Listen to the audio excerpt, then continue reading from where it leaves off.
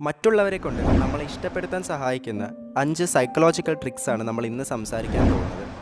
ആദ്യത്തേത്, like others in order to get liked. മറ്റുള്ളവർ നമ്മളോടൊരു ഇൻട്രസ്റ്റ് കാണിക്കണമെന്നുണ്ടെങ്കിൽ ആദ്യം നമ്മൾ അവരോട് ഒരു ഇൻട്രസ്റ്റ് കാണിക്കേണ്ടതുണ്ട്. Give respect and take respect എന്നാണല്ലോ പറയാറുള്ളത്. അതുകൊണ്ട് മറ്റുള്ളവരുടെ ഇഷ്ടം നേടിയെടുക്കണമെങ്കിൽ നമ്മൾ ആദ്യം അവരെ ഇഷ്ടപ്പെടേണ്ടതുണ്ട്. എന്നു കരുതി ഇല്ലാത്തൊരിഷ്ടം അഭിനയിക്കുകയോ ഫേക്ക് ചെയ്യുകയോ ചെയ്തതുകൊണ്ട് കാര്യമില്ല. കാരണം നമ്മുടെ വോയിസ്, നമ്മുടെ ബോഡി ലാംഗ്വേജ്, നമ്മുടെ ടോൺ, ഇതെല്ലാം തന്നെ നമ്മുടെ ഇഷ്ടം ഫേക്ക് ആണോ റിയൽ ആണോ എന്ന് മനസ്സിലാക്കാൻ സാധിക്കുന്നതാണ്. അതുകൊണ്ട് തന്നെ വളരെ ഫേക്ക് ആയിട്ടുള്ള ഇമോഷൻസ് കൊടുക്കുന്നതിന് പകരം ജെനുവിനായിട്ട് മറ്റുള്ളവരെ ഇഷ്ടപ്പെടാൻ ശ്രമിക്കുക. അവർ നമ്മളെ തീർച്ചയായും തിരിച്ചും ഇഷ്ടപ്പെടും. കമ്മ്യൂണിക്കേഷൻ എന്ന് പറയുമ്പോൾ 2 തരം കമ്മ്യൂണിക്കേഷൻ ഉണ്ട്. വെർബൽ കമ്മ്യൂണിക്കേഷൻ, അതുപോലെ നോൺ വെർബൽ കമ്മ്യൂണിക്കേഷൻ. നമ്മൾ സംസാരിക്കാൻ ഉപയോഗിക്കുന്ന ലാംഗ്വേജ് വെർബൽ കമ്മ്യൂണിക്കേഷനാണ്. എന്നാൽ നമ്മുടെ body language, hand gestures, tone, ഇതൊക്കെ നോൺ വെർബൽ കമ്മ്യൂണിക്കേഷനാണ്. വെറും വാക്കുകൾ ഉപയോഗിച്ചുകൊണ്ട് മാത്രം നമുക്ക് മറ്റൊരാളുമായി കമ്മ്യൂണിക്കേറ്റ് ചെയ്യാൻ സാധിക്കുകയില്ല. അതിനകത്ത് നമ്മുടെ ഇമോഷൻസും അത് മനസ്സിലാക്കാൻ സഹായിക്കുന്ന വോക്കൽ ടോണും ബോഡി ലാംഗ്വേജും എല്ലാം ചേർന്നുകൊണ്ട് മാത്രമേ നമുക്ക് കമ്മ്യൂണിക്കേറ്റ് ചെയ്യാൻ സാധിക്കുകയുള്ളൂ. അതുകൊണ്ട് നമ്മൾ മറ്റുള്ളവരോട് കാണിക്കുന്ന നമ്മുടെ ഇൻറ്റൻഷൻ എന്ന് പറയുന്നത് വളരെ പ്യുവറും ജെനുവിനുമായിട്ട് ഇരിക്കേണ്ടത് നിർബന്ധമുണ്ട്. അല്ല എങ്കിൽ അത് ഫേക്ക് ആണെങ്കിൽ അത് മറ്റൊരാൾക്ക് മനസ്സിലാക്കാൻ നമ്മുടെ വോക്കൽ ടോണും അതുപോലെ ബോഡി ലാംഗ്വേജും മാത്രം മതിയാവും. രണ്ടാമത്തേത്, ദ പവർ ഓഫ് ടച്ച്. അമേരിക്കയിലെ ഒരു യൂണിവേഴ്സിറ്റി നടത്തിയ പഠനത്തിൽ അവർ ആളുകളെ 2 ഗ്രൂപ്പായി പിരിക്കുകയും അവരിൽ തന്നെ 2 ഗ്രൂപ്പുകൾക്കും 2 സർട്ടൻ ടാസ്കുകൾ അസൈൻ ചെയ്ത് കൊടുക്കുകയും ചെയ്തു. അതിൽ ഒരു ഗ്രൂപ്പിനോട് നിങ്ങൾ നിങ്ങളുടെ കൂടെയുള്ള ആളുകളെ ടച്ച് ചെയ്യാൻ പാടില്ല എന്ന് പറയുകയും അടുത്ത ഗ്രൂപ്പിലുള്ള ആളുകളോട് നിങ്ങൾ പരസ്പരം ടച്ച് ചെയ്യണമെന്നും പറയുകയാണ്. ടച്ചിങ് എന്ന് പറയുന്നത് ഒരു ഹാൻഡ് ഷേക്ക് ആയിരിക്കാം, അല്ലെങ്കിൽ ഷോൾഡറിലുള്ളൊരു പാറ്റായിരിക്കാം. ഇങ്ങനെ 3 രീതിയിലെങ്കിലും നിങ്ങൾ നിങ്ങളുടെ കൂടെയുള്ള ആളുകളെ ടച്ച് ചെയ്യണമെന്നായിരുന്നു അവരോട് പറഞ്ഞിട്ടുള്ളത്. ഇങ്ങനെ 3 തവണയെങ്കിലും ടച്ച് ചെയ്യുന്നതിലൂടെ ആ ഗ്രൂപ്പിലുള്ള ആളുകൾ കൂടുതൽ കംഫർട്ടബിളായി ഫീൽ ചെയ്യുകയും അവരുടെ പ്രോജക്റ്റ് കൂടുതൽ എഫിഷ്യൻ്റായി തന്നെ ഫിനിഷ് ചെയ്യാൻ സാധിക്കുകയും ചെയ്തു. ആ ഗ്രൂപ്പിനകത്തുള്ള ആളുകൾക്ക് കൂടുതൽ ട്രസ്റ്റും അതുപോലെ കൂടുതൽ എഫിഷ്യൻ്റ് ആയിട്ടുള്ള ടീം വർക്കും എക്സിബിറ്റ് ചെയ്യാൻ സാധിച്ചു. ഇതുകൊണ്ടാണ് അവരുടെ പ്രോജക്റ്റ് കുറഞ്ഞ സമയം കൊണ്ടും അതുപോലെ വളരെ എഫിഷ്യൻ്റ് ആയിട്ടും അവർക്ക് ഫിനിഷ് ചെയ്യാൻ സാധിച്ചത്. അതുകൊണ്ട് എത്ര സ്ട്രേഞ്ചർ ആയിട്ടുള്ള ഒരാളാണെങ്കിൽ കൂടിയും ഒരു ഹാൻഡ് ഷേക്ക് ചെയ്യുന്നതിലൂടെ അയാളുമായിട്ട് കൂടുതൽ അടുപ്പത്തിൽ സംസാരിക്കാൻ സാധിക്കുകയും ആ ബോണ്ട് കൂടുതൽ ഡീപ്പായി മാറുകയും ചെയ്യുന്നു. ഹാൻഡ് ഷേക്ക് തന്നെ വിവിധ രീതിയിൽ ചെയ്യാവുന്നതാണ്. അടുത്ത തവണ ഹാൻഡ് ഷേക്ക് ചെയ്യുന്ന സമയത്ത് വെറും വലം കൈ കൊണ്ട് മാത്രം ഹാൻഡ് ഷേക്ക് ചെയ്യുന്നതിന് പകരം 2 കൈകളും ഉപയോഗിച്ചുകൊണ്ട് ഹാൻഡ് ഷേക്ക് ചെയ്യാൻ ശ്രമിക്കുക. ഇത് കൂടുതൽ ഫേം ആയിരിക്കുകയും അതുകൊണ്ട് തന്നെ റിലേഷൻഷിപ്പ് കൂടുതൽ ഡീപ്പായി ബിൽഡ് ചെയ്യാൻ സഹായിക്കുകയും ചെയ്യുന്നു. ഇൻസ്റ്റൻ്റ് ആയിട്ടുള്ളൊരു ട്രസ്റ്റ് ബിൽഡ് ചെയ്യാൻ ഇത്തരത്തിലുള്ള ഹാൻഡ് ഷേക്കുകൾ ഒരുപാടധികം സഹായിക്കുന്നു. മൂന്നാമത്തേത്, ബി ക്യൂരിയസ് അബൌട്ട് ദം. നമ്മളെപ്പറ്റി തന്നെ സംസാരിക്കുന്ന സമയത്ത് നമ്മുടെ ബ്രെയിൻ കൂടുതൽ അറ്റൻറ്റീവും ഫോക്കസ്ഡുമായിരിക്കും. നമ്മൾ സാധാരണയായ ഒരു കോൺവെർസേഷനിൽ ഏർപ്പെടുന്ന സമയത്ത് കൂടുതലായും സംസാരിക്കുന്നത് നമ്മളെപ്പറ്റി തന്നെ ആയിരിക്കും.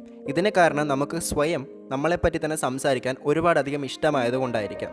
ഇത് തന്നെയാണ് നമ്മൾ മറ്റൊരാളോട് സംസാരിക്കുമ്പോഴും ശ്രദ്ധിക്കേണ്ടത്. കൂടുതലായും അവരെ പറ്റിയുള്ള ചോദ്യങ്ങൾ ചോദിച്ച് അവരെപ്പറ്റി കൂടുതൽ അവരെ കൊണ്ട് തന്നെ സംസാരിപ്പിക്കാൻ വേണ്ടി ശ്രമിക്കുക. Try to understand first before making them understand.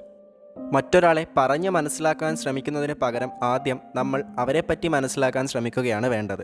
അവരെ പറ്റിയുള്ള കൂടുതൽ കാര്യങ്ങൾ ചോദിച്ചറിഞ്ഞ് ആ ഒരു ക്യൂരിയോസിറ്റി ഡെവലപ്പ് ചെയ്യാൻ ശ്രമിക്കുക. അവരുടെ ഇഷ്ടങ്ങൾ, അവർക്കിഷ്ടമല്ലാത്ത കാര്യങ്ങൾ, അവരുടെ അനുഭവ കഥകൾ, ഇങ്ങനെയുള്ള ഒരുപാടധികം കാര്യങ്ങൾ അവരെപ്പറ്റി ചോദിച്ച് മനസ്സിലാക്കാൻ ശ്രമിക്കുന്നതിലൂടെ അവർ വളരെയധികം കംഫർട്ടബിളായി ഫീൽ ചെയ്യുകയും നമ്മളുമായിട്ട് കൂടുതൽ അടുക്കാനുള്ള ശ്രമം അവരുടെ ഭാഗത്തു നിന്നും അവർ ശ്രമിക്കുകയും ചെയ്യും. നാലാമത്തേത്, Ben Franklin effect. Benjamin Franklin തൻ്റെ ലൈഫിലുണ്ടായ ഒരു അനുഭവത്തിൽ നിന്നും ഉണ്ടാക്കിയിട്ടുള്ള ഒരു ഇഫക്റ്റാണ് ബെൻ ഫ്രാങ്ക്ലിൻ എഫക്റ്റ്. ഇത് സൈക്കോളജിക്കലി വളരെയധികം സഹായകമായ ഒരു കാര്യമാണ്. ഫ്രാങ്ക്ലിൻ തൻ്റെ നാട്ടിലെ ഒരു വലിയ പണക്കാരനുമായിട്ട് സൗഹൃദം സ്ഥാപിക്കാൻ വേണ്ടി ശ്രമിക്കുകയാണ്. എന്നാൽ പണക്കാരന് ഫ്രാങ്ക്ലിനുമായിട്ടുള്ള സൗഹൃദത്തിൽ യാതൊരു താല്പര്യവുമില്ലായിരുന്നു. ഫ്രാങ്ക്ലിൻ ഓരോ തവണയും പണക്കാരനെ കാണാൻ വരുന്ന സമയത്തെല്ലാം പണക്കാരൻ ഓരോ കാരണം പറഞ്ഞ് ഒഴിയുകയായിരുന്നു ചെയ്തിരുന്നത്. ഒരു ദിവസം ബെഞ്ചമിൻ ഫ്രാങ്ക്ലിൻ പണക്കാരനെ മീറ്റ് ചെയ്ത് അയാളോട് ഒരു ബുക്ക് കടം ചോദിക്കുകയാണ്. താങ്കളുടെ കയ്യിലുള്ള ആ റെയറായിട്ടുള്ള പുസ്തകം എനിക്ക് ഒരാഴ്ചത്തേക്ക് വായിക്കാൻ വേണ്ടി തരുമോ എന്ന് ചോദിക്കുകയാണ്. ഒരു പുസ്തകമല്ലേ എന്ന് കരുതി പണക്കാരൻ ആ പുസ്തകം ബെഞ്ചമിൻ ഫ്രാങ്ക്ലിന് കൊടുക്കുകയാണ്. ഒരാഴ്ചയ്ക്ക് ശേഷം ബെഞ്ചമിൻ ഫ്രാങ്ക്ലിൻ അത് തിരിച്ച് ഏൽപ്പിക്കുകയും ചെയ്യുകയാണ്. ഇതിനുശേഷം കുറച്ച് ദിവസങ്ങൾ കൊണ്ട് തന്നെ പണക്കാരനും ബെഞ്ചമിൻ ഫ്രാങ്ക്ലിനും നല്ല സുഹൃത്തുക്കളായി മാറുകയാണ് ചെയ്യുന്നത്.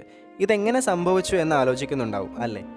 നമ്മൾ മറ്റൊരാൾക്ക് വേണ്ടി ഒരു സഹായം ചെയ്യുന്ന സമയത്ത് നമ്മൾക്ക് അതിനു മുൻപ് അയാളോട് വലിയ താല്പര്യമില്ല എങ്കിലും അതിനുശേഷം അയാളുമായിട്ട് കൂടുതൽ അടുപ്പം തോന്നുന്നു. ഇതാണ് ബെൻ ഫ്രാങ്ക്ലിൻ എഫക്റ്റ് കൊണ്ട് ഉദ്ദേശിക്കുന്നത്. ഇതെങ്ങനെ റിയൽ ലൈഫിൽ അപ്ലൈ ചെയ്യാമെന്ന് നമുക്ക് നോക്കാം. നമ്മൾ അടുത്ത തവണ ഒരാളുമായിട്ട് അടുത്ത് ഇടപഴകാൻ ആഗ്രഹിക്കുകയാണ്, കൂടുതൽ അടുപ്പം സ്ഥാപിക്കാൻ ആഗ്രഹിക്കുകയാണെങ്കിൽ ആ വ്യക്തിയുമായിട്ട് ഒരു ഹെൽപ്പ് ചോദിക്കുക. ഹെൽപ്പ് ചോദിക്കുന്ന സമയത്ത് ശ്രദ്ധിക്കേണ്ടത് അത് വളരെ ചെറിയൊരു ഹെൽപ്പും ആ ഹെൽപ്പ് മറ്റേ ആൾക്ക് നമുക്ക് വേണ്ടി ചെയ്തു തരാൻ സാധിക്കുന്നതും അതുപോലെ അത് ചെയ്യുന്നതുകൊണ്ട് അയാൾക്ക് പ്രത്യേകിച്ച് നഷ്ടമൊന്നും ഉണ്ടാവുന്നില്ല എന്നും ഉറപ്പാക്കേണ്ടതുണ്ട്. അതായത് കടം ചോദിക്കുന്നത് പോലുള്ള ബുദ്ധിമുട്ടിക്കുന്ന സഹായങ്ങൾ ചോദിക്കാതിരിക്കുക എന്നത് പ്രത്യേകം ഓർക്കുക. ഇത് കാരണം വളരെ സബ് കോൺഷ്യസ് ആയിട്ട് തന്നെ ആ വ്യക്തി നമ്മളെ ഇഷ്ടപ്പെട്ടു തുടങ്ങും. ഇങ്ങനെ വളരെ എളുപ്പത്തിൽ ബെൻ ഫ്രാങ്ക്ലിൻ എഫക്റ്റ് നമ്മുടെ റിയൽ ലൈഫിൽ നമുക്ക് അപ്ലൈ ചെയ്യാവുന്നതാണ്.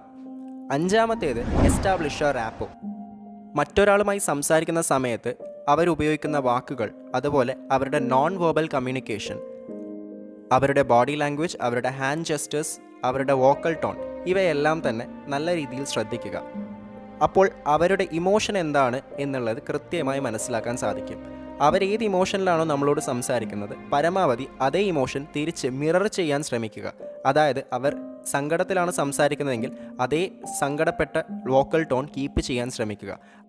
അവർ വളരെ ആക്റ്റീവും എനർജറ്റിക്കുമായ ബോഡി ലാംഗ്വേജോടെയാണ് സംസാരിക്കുന്നതെങ്കിൽ അതേ രീതിയിൽ ആക്റ്റീവായി തന്നെ തിരിച്ചും കമ്മ്യൂണിക്കേറ്റ് ചെയ്യാൻ ശ്രമിക്കുക. അതുപോലെ അവർ ഉപയോഗിക്കുന്ന വാക്കുകൾ പ്രത്യേകം ശ്രദ്ധിക്കുക. ഫ്രീക്വൻ്റ് ആയിട്ട് ചില വാക്കുകൾ റിപ്പീറ്റ് ചെയ്യുന്നുണ്ടെങ്കിൽ അത്തരം വാക്കുകൾ നോട്ട് ചെയ്യുക. അവരുമായി കമ്മ്യൂണിക്കേറ്റ് ചെയ്യുന്ന സമയത്ത് ഇത്തരം വാക്കുകൾ കൂടുതലായി ഉപയോഗിക്കാനും ശ്രമിക്കുക. ഈ രീതിയിൽ അവരുമായിട്ട് കൂടുതൽ മിറർ ചെയ്യാൻ സാധിക്കുകയും അതുപോലെ സ്ട്രോങ് ആയിട്ടുള്ളൊരു റാപ്പോ എസ്റ്റാബ്ലിഷ് ചെയ്യാനും സാധിക്കുന്നു. നമ്മൾ പറഞ്ഞിട്ടുള്ള കാര്യങ്ങളിൽ കൂടുതലും ഫോക്കസ് ചെയ്യേണ്ടത് ബോഡി ലാംഗ്വേജിലും അതുപോലെ നോൺ വെർബൽ കമ്മ്യൂണിക്കേഷനിലുമാണ്. നമ്മൾ വേർബലി കമ്മ്യൂണിക്കേറ്റ് ചെയ്യാൻ ഉപയോഗിക്കുന്ന ലാംഗ്വേജും അതുപോലെ വാക്കുകളും മാത്രമല്ല കമ്മ്യൂണിക്കേറ്റ് ചെയ്യാനായി ഉപയോഗിക്കുന്നത്. അതിനേക്കാൾ ശക്തമായി നമുക്ക് കമ്മ്യൂണിക്കേറ്റ് ചെയ്യാൻ സാധിക്കുന്നത് നമ്മുടെ നോൺ വെർബൽ കമ്മ്യൂണിക്കേഷനും ബോഡി ലാംഗ്വേജും ഉപയോഗിച്ചാണ്. അതുകൊണ്ട് മാക്സിമം ബോഡി ലാംഗ്വേജിനെ യൂസ് ചെയ്തുകൊണ്ട് സംസാരിക്കാൻ ശ്രമിക്കുക, കമ്മ്യൂണിക്കേറ്റ് ചെയ്യാൻ ശ്രമിക്കുക. ഇതുമൂലം മറ്റുള്ളവരെ നമ്മളിലേക്ക് അട്രാക്റ്റ് ചെയ്യാനും നമുക്ക് സാധിക്കുന്നു.